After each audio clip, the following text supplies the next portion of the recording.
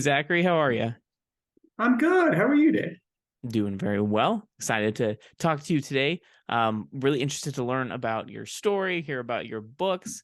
It's always interesting to talk to new authors to learn about what they're doing, why they're doing it, and their passions and whatnot. Before we get into that, how long have you been writing and publishing? I'm one of the guys that have been writing. I've been writing my whole life. I wrote stories as a kid and all kinds of stuff. I've always done storytelling in some way, shape, or form, but I always thought in my head that novelists were uh, old men in their mid 50s, and I figured if I kept up writing in one medium or another, that eventually I could write novels once I got up to that age. And then I found out that that wasn't true at all, and I could have been writing novels the whole time. So I've done a lot of theater and writing all that kind of stuff. I really buckled down in 2016, thanks to like NaNoWriMo, and really started working on putting together novels. And then I started self-publishing in 2020, self-publishing books, but I've been doing some short stories for a couple of years before that. Also, do you have any like drafts from when you were younger? Just like bits and pieces of stories that are archived in these small notebooks? I really wish that I do have some handwritten notes in notebooks Okay. and like some outlines and stuff. I really do wish that I had like held on to an old hard drive, because I had some just terrible ideas, but I'm sure it would be so much fun to go back and look at stuff like that. I can remember like the general ideas of stuff that I had written for school or just for fun, and I really wish I had some of those. I'm sure they'd be just loads of fun to read now. I'm sure you could, now that you're an established author, you could take that and turn it into some extravagant story or series. Now that you Right, have that right. skill, then you might find some hidden gems in your child mind that you want to draw out and maybe worth looking into. I don't have anything like that, so no fun stories for me. I Well, read a most lot as a kid, but I never wrote as a kid. Oh, I got you. Bookworm, and found a love for writing later. Well, I I always wanted to write, but I never actually did until I was older. Oh, nice. I when I was younger, I came up with a lot of stories that I didn't write that eventually became the stories that I released. Like my first series, the Hide and Seek Chronicles, that was thought of like mowing lawns in the 90s. Oh, So that just sat in the back of my head for when I was going to be a novelist, and I did finally get to it, and I really enjoyed it by the time I sat down to write it all out. well, I think that's amazing. And so if we all have that moment in our lives where we capture that love of writing, and then you just can't stop, right? I feel like most people catch the bug and it just becomes a part of our lives. Not writing feels weird. Like, I mean, we have days where Absolutely. we can't. Stuff goes on, life happens, right? That's fine. Babies are born. But it still feels like, oh, like so, is there something missing from today? Oh, that's right. I didn't write. It just feels strange.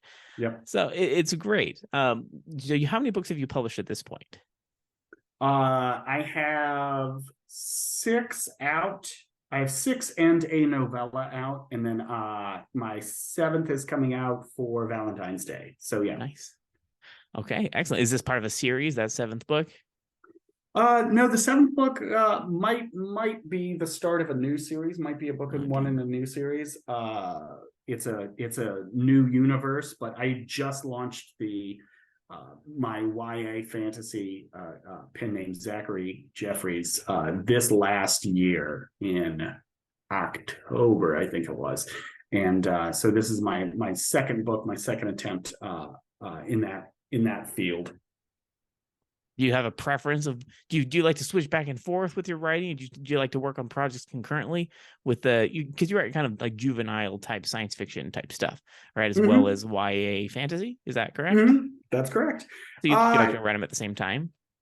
yeah, I would only draft one at a time. I can't hold that much Yeah. stuff in my head. Like you, I'm a pantser, so Cool. I'm going on the adventure as it happens as well. And I don't think I could pull off two at the same time. But I always have them going at different stages. Like oftentimes, to get away from a book in between revisions, I will work on drafting something from the other pen name and go into that world for a bit. So I like to juggle and keep it all fresh for myself.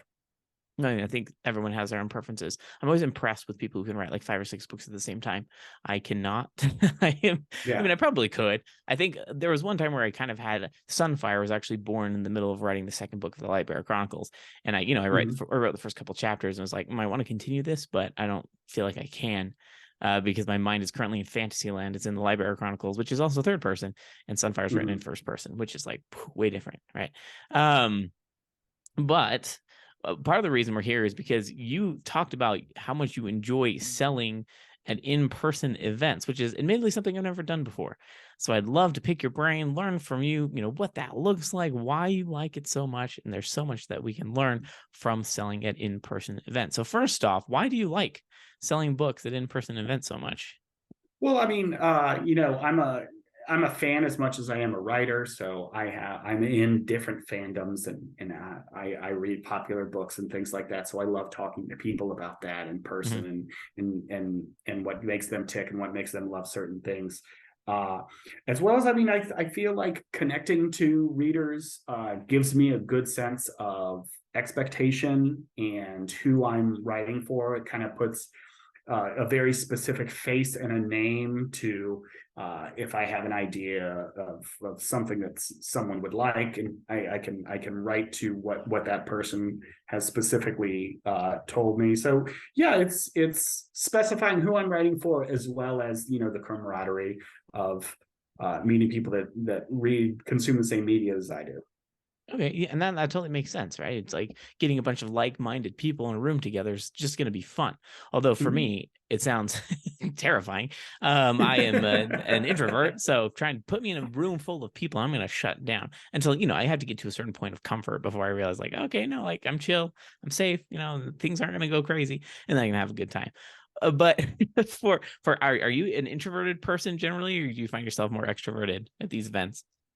I'm extroverted one of these events. If I have prep time, if I can pump myself Okay. up, I can definitely Yeah. be an extrovert, but I'm one of those people that, like, my battery, I have a very specific extrovert battery that, I mean, I come home at the end of the day of one of these things, and my family knows, like, I don't have any facial expressions. I don't have anything in the well. I am just zombified Mm. after just talking to people all day. But I can pump myself up and drink my Gatorade and make sure I have my snacks, and I talk to every single human being that walks by my table. That's awesome. I mean, I imagine that's a good way to find readers, but also just gain the skills of talking to people about books, about fantasy worlds, just kind of connecting in that way. So, are there just lots of events near Chicago where you live, or do you have to travel far to get to different events to sell your books? My travel, the rule that I have for myself is I'm not driving more than 2 hours. Okay, sure. Um, but just because of where I am, that also gets me to Michigan. That also gets me to Indiana and stuff like that. I basically just search a bunch of words: book, library, literary, sci-fi, fantasy, and then those words mixed with fair, con, convention, fest, walk, those kind of things in just different combinations. And yeah, just find a bunch. I really like the smaller ones. I don't do as well with I did Worldcon last year, which is Yeah. the world sci-fi fantasy, and it just Hmm. happened to be in Chicago. And I was a guppy in the ocean. I was a little out of my depth then. So I do much better. The small ones, a ton of libraries do their own kind of little Comic Con things to keep everyone engaged. I do super well at those because parents and grandparents have in their heads that they don't want to spend money on toys or comics, and that books are something that are a little more enriching. And I'm more than happy to provide that for folks. Well, I mean, I think that's amazing. And for some reason, I think it's also amazing that you Google. I mean, I'm assuming you're Googling these things. You just Yeah, that word list. Google and Facebook, and then both of those are going to let you click on events, like specifically what you were looking for. If you click on events, and I'll search those terms with a month in mind. Mhm. Usually 2 to 4 months in advance. And yeah, just search through those. And, there's a lot of chaff you have to go through, but you find some really good ones there. And like, I find all fun little like arts and crafts, and I'll see what the price is. And a lot of these, especially in not in Chicago, but the ones that are in the smaller towns in the suburbs and things like that, they love having a local small time author, and it's not going to break the bank. It's going to be 20 to 40 bucks to get a table for a day or a weekend, and it's pretty easy to make that money back. It's been a really good business model for me so far. I think that's amazing. How frequently are you looking for these events? Is this something you do on the daily, or just you have like a set time each week to look for events over the next month? No, I mean, I don't want to burn myself out. And I have work, and I have like a side gig that's like nights and weekends. So I can't take too much time Hmm. off of that. But I'll make sure that I have like 2 or 3 events a month. Usually one of those is going to be a full weekend and not Hmm. just a single day. And yeah, the slow months, January, there's almost nothing. I guess maybe this far up north, a lot of these are outdoor, so that doesn't Hmm. happen. Um, and then in the dead of summer, there aren't too many. June, July is pretty skinny as well. Hmm. But outside of that, I'm trying to do two or three per month. I mean, that is impressive. I have done exactly zero so far since I've published. And I think there's a number of reasons for that. And I'd like to get into, your mindset, your thought process as you prep for these, and kind of the goals, the outcomes. Obviously, selling books is always going to be an outcome, but Mm-hmm. generally there's more that you can gain Yeah. from it. I'd love to kind of pick your brain on what those things are that you gain from it. Two, for some reason, this setup just completely overwhelms me. Like, I know having Yeah. books, have books, great, have books, Mm-hmm. but there's those people that set up these beautiful tables. They've got all these decorations, they've got these like props and Mm-hmm. stuff. Look at my office. I'm like, I've got like a stuffed Donkey Kong doll. That's the only thing, and that has nothing to do with any of my books. I'm colorblind for one, so anything like aesthetically pleasing just goes right over my head because I can't really appreciate aesthetically Mm-hmm. pleasing setups. So how do you do you have an aesthetically pleasing setup for one? And two, how did you acquire those things? How do you plan that so that you look like a table that people want to come visit? Well, I like to think that I have an aesthetically pleasing setup. I started very small, and then I just constantly reinvested whatever I made from this one Okay. into the next one, into the next one, into the next one. Starting off, it costs $25 to get a foam stand-up version of your cover. Okay, And sure. you do want to go vertical. You can't just lay everything flat on your table. You want something vertical that can catch the eye and bring people over. Sure. So get your best looking cover. I i don't cosplay, but I do have a uniform that I dress up as to make me Okay. stand out. I have coveralls with some Chicago flag patch on it, just to make me not look like just another person wandering in the crowd. I Okay. catch the eye. I look like I'm there to do something, but I'm also not very specifically dressed up like Kylo Ren or this specific wizard or something like that. I'm dressed up, but I'm not there just to cosplay. Um, you got to print out. You got to spend the money to invest in printing out your books. Hmm. Honestly, if you're doing the first one, I wouldn't do more than 5 copies of each of your book. And then you just want something that you don't mind giving away for free, whether it's a bookmark or a business card. Uh, I went for a 2-for-1 where I modeled a bookmark, designed a bookmark or a business card to become a bookmark where you can tear it off and tie some ribbon and then it becomes a bookmark. And so I handed those out pretty freely. And then once I've been reinvesting in myself, and now I have more bookmarks, and I have enamel pins and all kinds of Wow. stuff. And by now I have, for each of my series, I have a stand up. And again, $25 at your local pharmacy will print off anyone that does printing. And then the next investment that I'll get is the floor to ceiling, like raised, I don't know how to call it, some Like, vertical signage kind of deal. okay. Of your book, But or like a cutout of your characters, or like, what does it look like? it would be branding. Okay, Like sure. I have a couple of I have my brand, my saying, Z Jeffries writes sci-fi adventures at the speed of light, and then Ah, my Zachary Jeffries is snarky AF. No, whimsical AF, snarky as well, for my YA fantasy, and I would have those up there, and probably the color palette of my covers, but not specifically the covers. I think it's great to talk about this. This is one of those things that, for someone like me, is like, I don't even know. I wouldn't think to. I've never been to any of these cons, for one, but two, to bring something myself. I have copies of my book, fortunately, because I do sell Mm-hmm. direct, so I sell signed copies from my site. I have those on hand. Mm-hmm. That's not an issue. There's all of this other stuff. It's just like, I don't even know. I'm sure Googling would provide plenty of resources Yeah. for you to print and create these materials. I think for me, it's just like I've got the covers, and that's pretty much I've got. But do you have anything like, other than the branding, the art from your covers, that you like to bring? I don't know if you have other props that you like to set up on the table to make it more interesting, to draw people's eyes. Well, I always do. There's always something to do at my table. I'm not there just to sell. That's a Hmm. big thing. Is it's more important to connect with people than to Hmm. sell. Sure. Just Especially if anyone's in cosplay, I ask who they're dressed up as, what they are. If someone stops by, my first question I like to do is, "What do you like to read?" Versus, "This is this book. This is what it's about." Yeah. Just connect people, talk to people.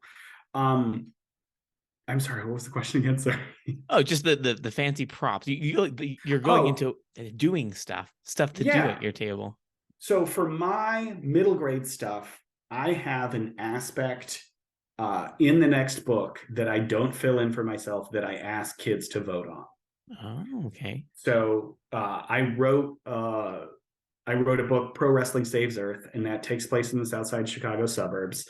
And I was going to all these cons in the Southside Chicago suburbs, and I asked kids to vote on favorite pizza place for the main character, and a favorite ice cream shop for the main character. Cool. And kids loved voting that, and they put it in there. Now that I'm doing more all over the area, I'm asking kids to vote for favorite Illinois sports team, professional sports team out of Chicago, out of Illinois. And then for my business cards, or for bookmarks for my next book, Angel of Fate, I had them set up so they look like tarot cards, Okay. but I'm not going to pay to print tarot cards. They're all the exact same card. They're all the death card, because it's about a Grim Reaper. Okay. And so I'm like, "Hey, come and read your bookish tarot if you dare." And they'll come by and they'll pick a death card, and they'll be like, "Oh no, death card." Then I get to talk to them about that, and that gets a conversation going. Death card is not bad in tarot. It's just transition and change, and doorways and stuff like that. So anything that gets us talking, gets them over at my table, keeps people active. And also, it's something that the organizers appreciate, that I'm not just hawking wares, that it's a tiny little something to do. Stop Hmm. by, kids feel involved. Especially, I'm not writing anything for someone younger than, say, fifth grade, but there are tons of little kids running around, and they want something to do. And so they come over with their parents, and their parents say, "All right, kiddo, what should we vote on this? What's the best ice cream in town? What's the best sports team?" I think that's really fun. That's something that a lot of people probably don't think about when they're going. They want to go sell books, right? They want to connect with readers. But what a fun way to involve people! I hadn't even thought about that. And probably it's really fun to hear their answers as well, Oh yeah. because kids love that kind of stuff. I mean, I know I probably would have loved it as a kid, although I'd probably been too scared to actually go to a table where the person wanted to talk to me. but but I mean, it's amazing, and a fun way to involve your readers. And even if someone comes to your table and they don't like to read, that genre, or, whatever it is you're selling, they may know someone that does. And so you can still connect through them, or perhaps you'll spark an interest in them to Oh, read what you've got. I have to tell you, this was the best moment was this last year. Really small. I'm in like it's a con in a gym. Actually, no, it was a converted church that the town runs, and they were doing a little Comic Con, and I recognized a guy, and I'm like, I've seen him at another con. Um, and I couldn't think of what it was. You talk to so many people, and I couldn't place him, and he would not look over. And at the middle of the middle of the area, it was set up in a gym. In the middle of the gym, there were gaming tables, and he sat there all afternoon gaming the whole con. And I'm like, I get eye contact. I'm going to talk to this guy. Maybe he looked at my books, and this time I could close the deal. And I was maybe profiling him a bit. He had a nerdy shirt, and like I just knew that this guy would be interested in my stuff. He doesn't look over the whole day. Then the end of the day, they tell people, we're closing up and everything like that. And I'm chatting with someone at the next table over, the other vendor, and every single person that he was gaming with got up and just started a line at my table. And they're like, hey, can we get some books? And I'm like, oh, hey. And he's like, yeah, so I got, book one in hide and seek. I'm going to go ahead and get Pro Wrestling Saves Earth. And the next guy, I'm going to get Pro Wrestling Saves Earth. And the next guy. And they're like, we're going to read it for a book club. And I'm like, that's amazing. While they were waiting in line, some of the other ones were taking pictures of my YA stuff, texting it to people. And they're like, you know what? I'm going to pick this up for my wife. I'm going to pick this up for my other buddy who reads this kind of stuff. And it just turned into this huge thing. And I think doubled my sales for the day just Wow. from this guy that I sparked up a conversation with before. So it's really amazing, and it's so much fun, and it really gives a sense of community to your Mm. readership that I just really don't know if I would run into otherwise. And that's the thing. Being an author can feel very isolating. A lot of Oh authors yeah. have mentioned that. It's ironic how isolating it can feel because there's so many authors going through the same thing, right? You may have a big reader base, but you aren't able to connect with those readers. You kind of feel alone. And what a great way to meet in person. Digitally can only help so far, but when you're meeting in person with people, you can talk, find similar interests, learn about them, and it helps them realize, hey, this author is actually a person, right? I can relate with Mm-hmm. them. Therefore, I bet their stories are great, right? I think it also probably changed the way they view your books. Now, it's not to say that, all good books are either good or bad, right? There's going to be varying levels of interest in your books and in what you write. But I find myself, if I know the author, and I read a book that I generally don't read, a genre I don't generally read, I find myself enjoying it more than I probably would have if I didn't know that author. Right. Yeah, yeah. And so Personal connection. yeah, that connection can make a huge difference when you're working with your readers. So, that kind of brings me to, for you, I mean, you've been to a number of these events. You try to continue doing these events. For you, what do you hope to accomplish other than, of course, sales and connect with readers? Well, what are kind of your success outcomes? How do you know that it's been a successful event for you when you're able to attend these? Honestly, the connections that you remember, people that you get to kind of walk through all of your books or the types of books that you write. In a way, I really appreciate when I talk to kids that are too young for my books, but they want to hear about all of them. Okay. Yeah. Because a lot about being a kid is constantly being told what you're too young for, and you kind of put Yeah. these guideposts ahead, and it's like, man, one day I'm going to be able to do this, and it makes it so much more interesting because in a way it's forbidden, and it's not this thing, but like I told you before, I don't write anything overtly violent or steamy. Some of the language gets a little adult in the YA stuff, but I can talk to kids about everything that I write. And pitching a kid is the best thing in the world because you made it up, and their eyes get as big as saucers, and it's the coolest stuff that they ever heard of. And so a lot of times I'll walk away being super pumped about a kid who tells me one day I'm gonna read your books. That's on my list. Those are big. Connections are big. I like pretty much every event. Either I'm planning another event by talking to someone that's working at another one or knows about another event that I haven't heard of, that's like, oh, you got to be a part of this, or networking in that way. And then one day I would like to branch out a little more. I've done some library speaking gigs, but I would like to get some school speaking gigs. It's kind Okay. of tough because middle grade is obviously a smaller sliver of kids and grades than elementary school or high school. And high school is terrifying. My first go around, I don't really want to stand in front of 1,000 high schoolers Yeah. and feel that again. uh I would I eventually totally agree like with to you. yeah, no thank you. That's the nightmares are still with me. That's enough. I would eventually love to get some gigs in middle school. Almost every single time I do one of these, there's someone who's a teacher that talks to me, and Mm. I get a business card or things like that. So I need to step up my game on that, and maybe be a little more assertive, and maybe, rather than giving out a business card and or really, getting someone's email and getting some contact information and planning on talking to them about that. That's this year. That's one of my big goals, is using this to get myself a speaking gig in a school.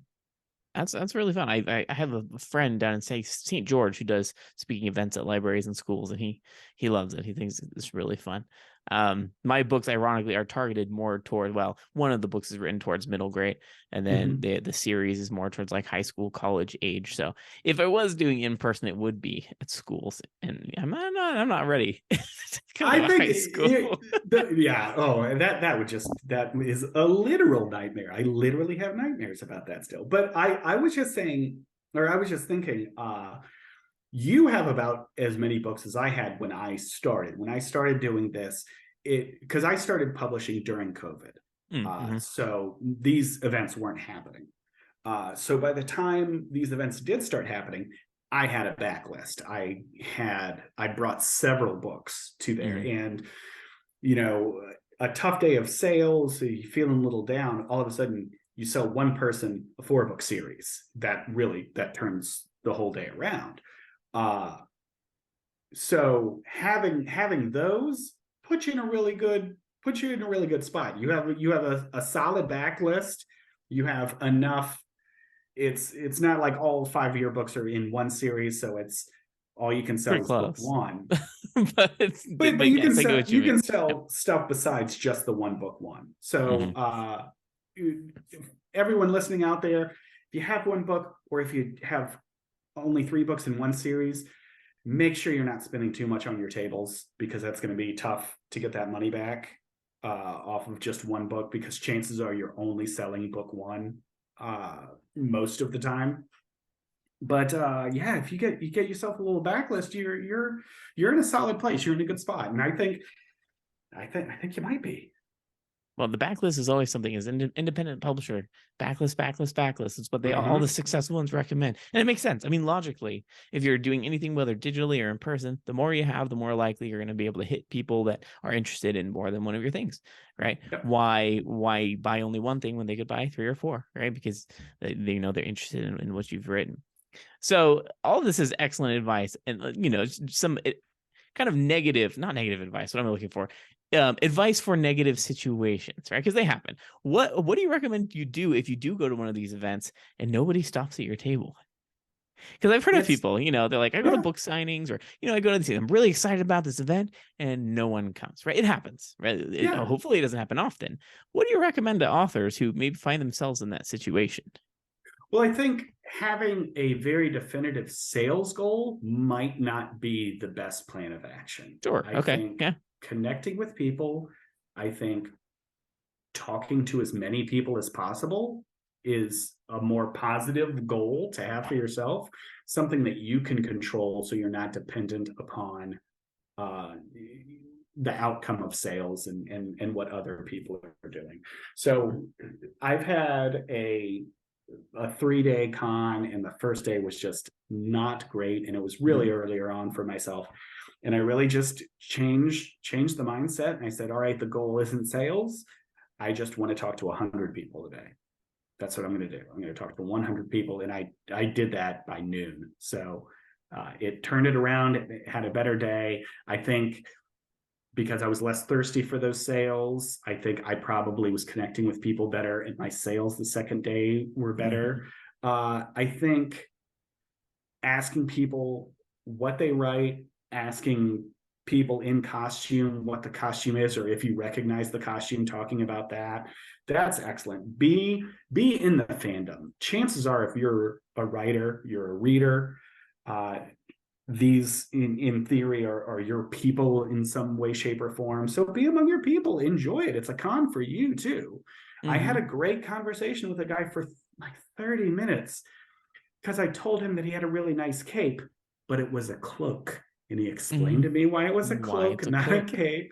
And it was from in universe, from the Wheel of Time. And he walked me through every single detail that was handcrafted into this. And it was great. And I am aware of Wheel of Time. I read the first book. I have not completed this series, but I knew enough just to talk with him about it. And like, I just kept saying, like, this is super cool that you did this, man. And at the end of it, he's like, I'll try a book, sure.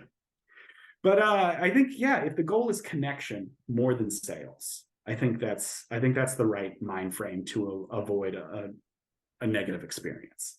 Yeah, I think that's an excellent piece of advice, and it's probably something that a lot of people may forget. Right? Obviously, you want to sell. I mean, that's what we're here for.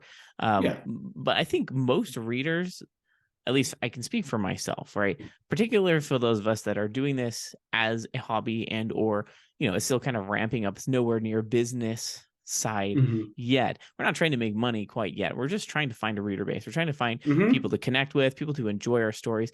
Like honestly, if I only sell one book, but the person absolutely loves the story, that to me is like, yes, check. That's Yeah. what I want versus 100 people that buy it and don't read it. It's like, okay, well, Mm-hmm. that's what I want people to enjoy the story. I want to find the people that like what I'm writing, can connect with me. I can connect with them and possibly even find out books for myself. I like to read. So Mm-hmm. maybe I can learn from these other people books that I can read. So yeah, that connection is a big piece. And a lot of authors talk about that connection, trying to use social media as a mode for that. But in person is probably way more effective for Yeah, making those connections. and especially like I'm writing stuff for younger people, and we might not, honestly, we're probably not speaking the exact same language on social media. Like I'm not Yeah, going to know the lingo and the abbreviation and the shorthand, and if I try, I'm probably going to embarrass myself, and I'm, yeah, I'm that's not fair. interested in doing that. But there's a table. I see this guy all the time. He sells custom dice, and his son has read all my books. And Oh, he, cool. every single time I see him, I'm like, all right, his kid's going to be here. I'm going to talk to his kid about whatever my newest book is, or ask him what he liked about it. And to be honest, getting feedback from kids in social situations is often difficult as an adult. So I'm not going to get a ton of feedback from him. But I mean, he he buys the next book each time, and that tells me he likes it enough for that. I mean, and that's great. Once again, it comes down to the thinking outside of the box when it comes to making these connections. If it's any person anywhere within these situations, try to connect with him. I mean, it's Mm-hmm. try not to avoid eye contact. I think Yeah, is one of the big pieces of advice. Be open to saying hi to people, smiling at people. I think I've just caught wind of people who go to these events and kind of keep their head down reading a book or something, and then they're disappointed when people don't come to their table. It's like, okay, well, you weren't really inviting. yeah, Sorry. I mean, I no one they see you and think you're busy. They're not going to bother you because it appears that you're doing something. So appear available, make eye contact, and yeah. um, be available. If you can stand the whole time, if you're able to, and I'm just, hi, how you doing? Hmm. Good morning, beautiful day, Nice something like costume. that. Nice costume. Yeah. Definitely, like, double check yourself to make sure that you're able to compliment every single type of costume respectfully. Yeah. Like, cool, awesome, those are great. Maybe not pretty or beautiful, Mm, because some people don't need of compliments like course. that, or you Yeah. could catch them at the wrong time. But yeah, be respectful, but just, yeah, engage people. And literally, and to be honest, I'm glad that you asked me about the negative experience, because I feel like that one day that I just had an awful Friday leading into a full weekend con, and I was just dreading going back. I think that might have been the day that I was like, you know what? I'm just going to say hi to every single human being. And now that I did that, I mean, I think it's really turned the whole thing in a fantastic direction for me, and it really is what I ascribe to now. I mean, I say hi to absolutely every single person. I think that's amazing. And it's, yeah, until you have that experience or hear someone else having that experience, you don't think about it. Right. I mean, I've never had that experience. So, and to not feel embarrassed because, you know, that you're not doing necessarily anything wrong. It's just, you know, you're there to make connections. So do what you can to make those connections, just have a good time. So I always try to ask advice because we all, you have more experience than I do clearly in this area. So any information you can glean is helpful, not only to me, but to people that are listening. So, but we're nearly out of time. So before we wrap up, I always love to ask, where can people find more information about you, about your books, if they want to take a look at them for themselves or their kids? Yeah, I'm at zjeffries.com. If you go there, you can actually get one of my books on ebook just for free. You can get some preview chapters of my upcoming Angel of Fate coming out on Valentine's Day. And I just want to say to everyone listening, I really like this podcast. I actually listen to this podcast when I don't have a book to market.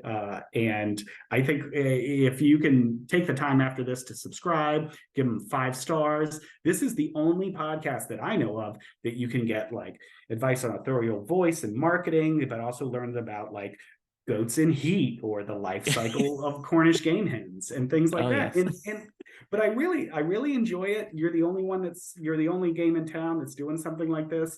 The farmsteading lifestyle is super interesting and kind of romantic, and I really enjoy hearing about it. And I also, you know, for work purposes, get a lot out of it as well. And so I just encourage everyone who's listening to give some love, some reviews, maybe a little word of mouth. Tell your fellow authors about it, about what's happening here and what Dan's doing for us out here. Well, I appreciate that. I there's so many people that I'd love to meet. I have a huge list of people that I want to chat with on this podcast. There's so much we can learn from each other. So I appreciate that. I'm glad to hear that you like it, that my voice doesn't irritate you to a point that you want to throw your phone across the wall. It That's does always not. good to hear. It does not. I want to hear more about how many eggs per week. That's what I'm interested in. And Oh, also, Mazel Tov on the little one. yes, thank you. Little over 2 weeks old now. So congratulations. Oh yeah, she's freaking adorable. We're having a blast. The little girls dote over her, and the three boys are like, yeah, she's cute. They're busy, the three of them playing together. So it's just kind of funny to see that dynamic. But we're an even split now. We've got 3 and 3. So Oh, that nice. hopefully they play nicely with each other. They'll kind of be posses. I'm sure they'll connive. Who knows when they get older. You get But some board games in the future. Nice. oh, we have board games now, and I can tell you varying levels of success. But we'll be more successful. I was a board game kid growing up, so we'll ensure that they are as they grow up. Nice. But yeah, thanks so much for your time, and hopefully we can do this again sometime. Absolutely. Thanks for having me.